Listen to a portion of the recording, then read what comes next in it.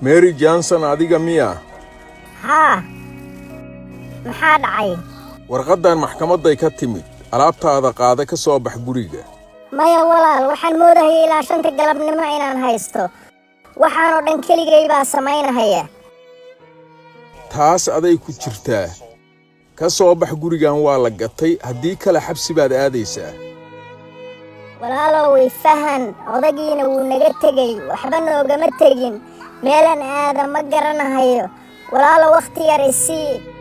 fiiri abbaaye, dhibka adiga ku haysta aniga shuqul kuma lihi, adiga waaye. ka soo bax guriga. waa codsi, caawi, asxaan ii samee. qofka keliya ku caawin kara waa qofkii gurigaan gatay.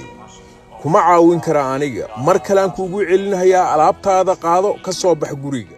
officer raalli ahow, iska daanaa halkan ka sii wadahaye. abbaaye, wax dhiba ma jiraan, wax kasta caadi bay noqonaya. warniyaho anigu kuma garanahayo, gabadhan maxkamad baa guriga ka saartay. dadka keliya oo bedeli karana waa dadkii guriga iska lahaa. officer ayadaa iska leh, waatan warqaddii lahaanshaha. maxaa ku qoran? Mary Johnson. ma fahmin aniga sheekadan. gurigan asagoo la xaraashahaya anaa gatay. anaa magaceeda ku qoray, ayadaana iska leh.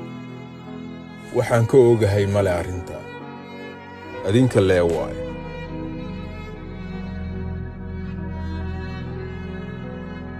waaw, waxaan aamini karaa ma aha. waxaan dhahaa ma garanahayo. laakiinse maxaad u samaysood ka wadde? imaba taqaanide. eeg, u fiirso.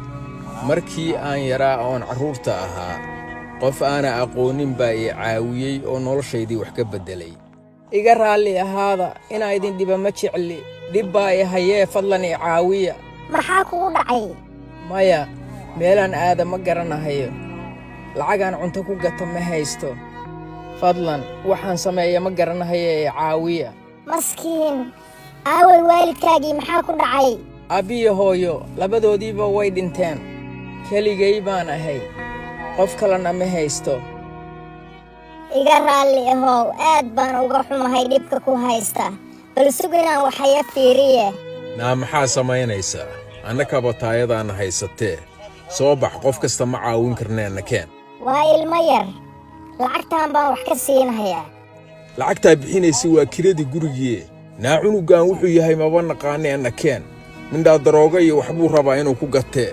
hadduu run sheegahaya ka warran, soo inaan caawinna ma aha. waxaad samaynaysid wax la qaadan kara ma aha.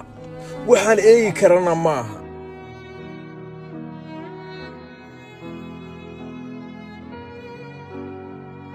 waa adduun dhib badan. maxaanba u kala reebahayaa? oo iska wada qaado. waxaan qiyaasahayaa inay ku caawin doonto. aad baad u mahadsan tahay. maxaa waxaanoo dhan ii siinaysaa ima taqaanide? markaa qof caawisid ood wax siisid, wax ka badan baa lagu siin doonaa. adigana markaagaa lagu caawin doonaa. laakiin see kuugu gudi doonaa? ma baahnid inaad ii guddid.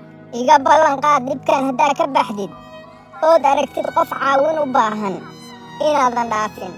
waa kaa ballanqaaday. hooyaday waxay odhan jirtay mar kasta, Mary Johnsoney, tan waa falxad. waa nasiiba ha dhigin. adigana nasiibkaagu ha wacanaado.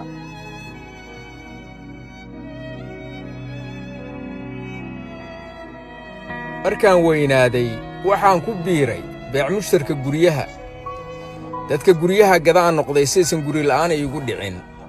waxaa noqday dadka ugu sarreeya oo guryaha iibiya ama iibsada.